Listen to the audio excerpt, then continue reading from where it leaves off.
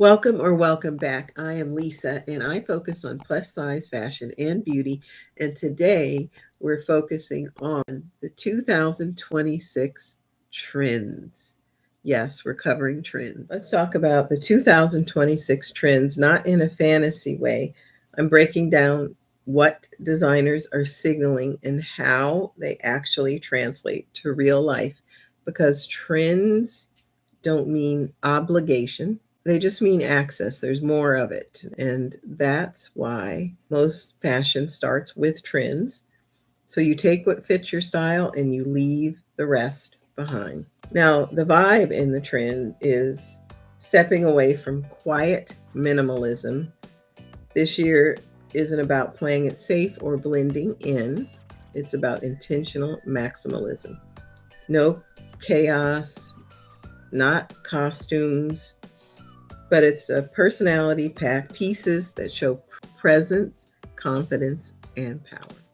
We're going to contrast the runway to real life. When you look at 2026, let's start with the big one. Back to the 90s. I remember the 90s, so I'm aging myself, but I do remember the 90s and 90s fashion. I was deep into it. On the runway, this looks like what you see on the left, which is a exaggerated shoulder. It's got texture with the leather and then the contrast with the color. It's unapologetic volume, but in real life, it works best when you focus on one statement shoulder piece per outfit.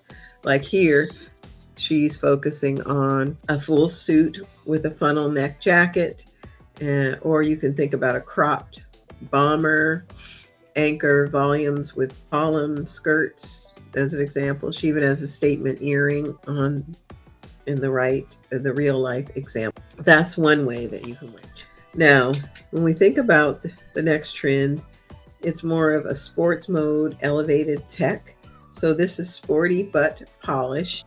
Designers are saying comfort is a non-negotiable, but sloppy is out. In real life, you can elevate your athleisure, and this is an example of the runway. It's technical fabrics meet luxury. Comfort is a non-negotiable, but sloppy's out, like I said. And then on the right, you have an example. You can elevate your athleisure with tailoring. Here you see this woman here. She's paired a hoodie and a lace skirt, or you could do a tailored trouser and a point toe shoe as an example. You can expect smart frames to replace the standard eyewear as a leading wearables too. So that's an example of what she has on here as her eyewear. Next, we're thinking about new proportions. So it's a rejection of the ever flattering rule we were taught. So rejection of the norms, essentially. So we're looking at drop waist with oversized big shapes on big shapes. That's an example of what's the runway is interpreting the new trend. But here you see the real life silhouette. She's chosen one proportion shift at a time. If the silhouette is extreme, then you're going to keep the colors neutral. Confidence is your accessory, tailoring, and fabric. All these qualities matter. And it's more of a traditional interpretation or real life of this trend. Now, the next trend, and this is one of my favorites.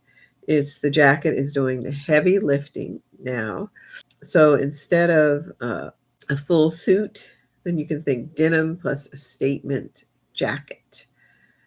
Here in the runway, the jacket is doing all the heavy lifting. It replaces the suit for office to dinner versatility, but that's the runway interpretation. Now, real life, we're looking at you treat the jacket as the top. You can do that as an option.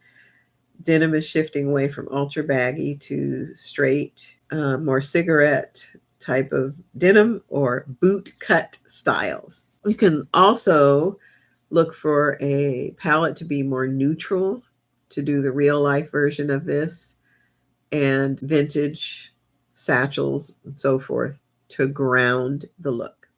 The next trend is the perfect topper. So hats are in. These are some great examples as far as a real life example. It's not novelty hats, but functional expression toppers like this hat here that she has on. It adds a finishing touch to probably what she has on, a full suit, and it's expressive at the same time. And you want to prioritize texture.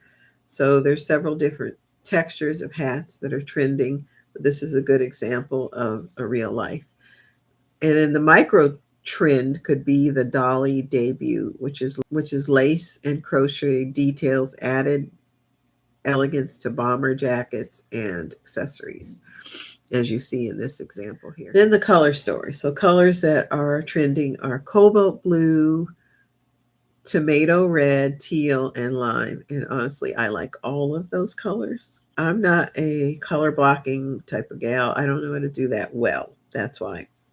But I like pops of color. That's definitely a good way to do it. White is the new base neutral. The easiest way to wear this is through your outerwear, bags, even gloves if it's cold enough, or shoes, like a pop of color with your shoe. You don't need a full monochrome moment, although those are beautiful too, unless that's definitely your thing. Maximalist accents. You see the colors that we talked about in the makeup, so that's an option. Mismatched nails and bright binary hues disrupt symmetry.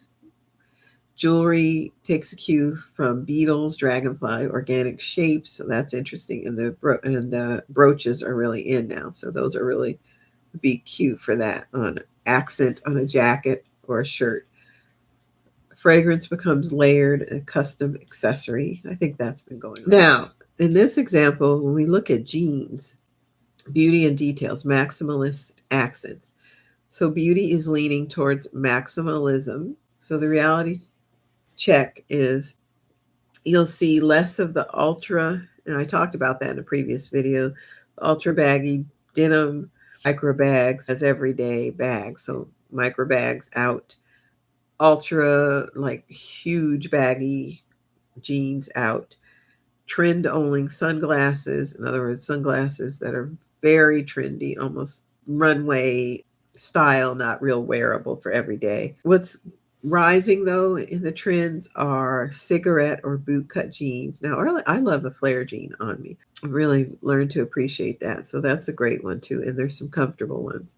Structured day bags and timeless accessories with a twist. It's driven by longevity and versatility. So as you see the examples of what's rising.